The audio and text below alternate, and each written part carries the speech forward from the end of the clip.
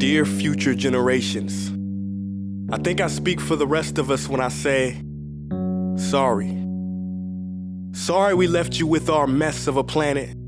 Sorry that we were too caught up in our own doings to do something. Sorry we listened to people who made excuses to do nothing. I hope you forgive us. We just didn't realize how special the earth was. Like a marriage gone wrong, we didn't know what we had until it was gone. For example, I'm guessing you probably know it as the Amazon desert, right? Well, believe it or not, it was once called the Amazon rainforest, and there were billions of trees there, all of them gorgeous, and... Oh, you don't know much about trees, do you? Well, let me tell you, trees are amazing. I mean, we literally breathe the air they are creating. They clean up our pollution, our carbon. They store and purify water, give us medicine that cures our diseases, food that feeds us, which is why I'm so sorry to tell you that we burn them down. Cut them down with brutal machines, horrific, at a rate of 40 football fields every minute. That's 50% of all the trees in the world gone in the last 100 years. Why? For this. And that wouldn't make me so sad if it weren't so many pictures of leaves on it. You know, when I was a child, I read how the Native Americans had such consideration for the planet that they felt responsible for how they left the land for the next 7 generations.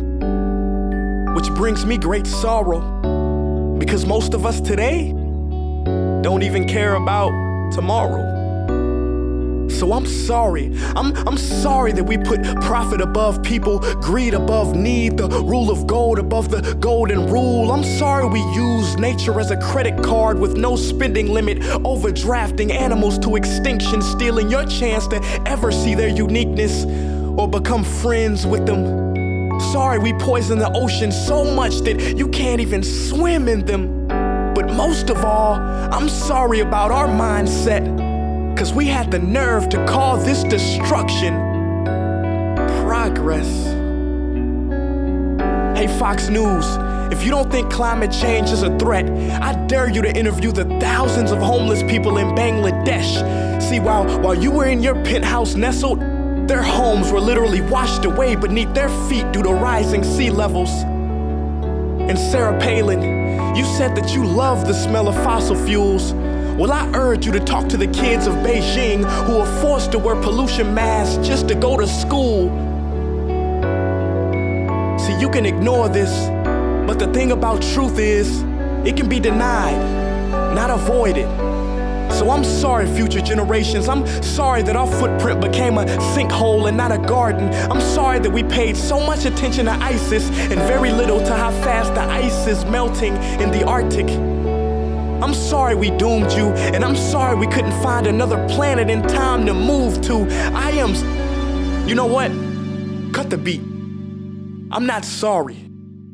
This future, I do not accept it, because an error does not become a mistake until you refuse to correct it. We can redirect this. How? Let me suggest that if a farmer sees a tree that is unhealthy, they don't look at the branches to diagnose it, they look at the root.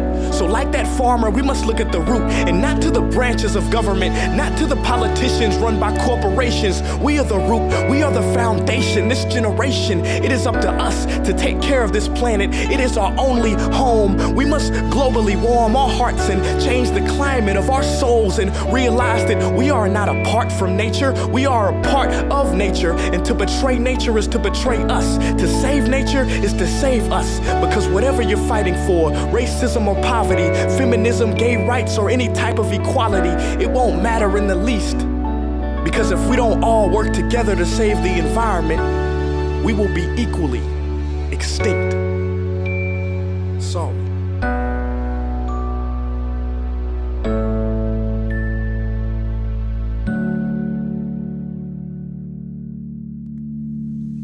Hey guys, for the past several weeks, I've been here in Africa, the heart of Africa, witnessing the horrific destruction of the rainforest, which inspired me to write this piece. Why are forests being destroyed at such an enormous rate? For this. Today we live in a world where destroying trees makes you money. So what can we, normal people, do about it? One way to directly fight the destruction is to stand for trees. By standing for trees, not only can you save the lives of trees, help forest communities, and protect the rights of animals to live in their homes, but you will also balance the amount of pollution that you yourself give off with your everyday activities, making you a part of the solution and not the problem. This is the option that I chose. But whatever way that you choose to stand for trees, do it.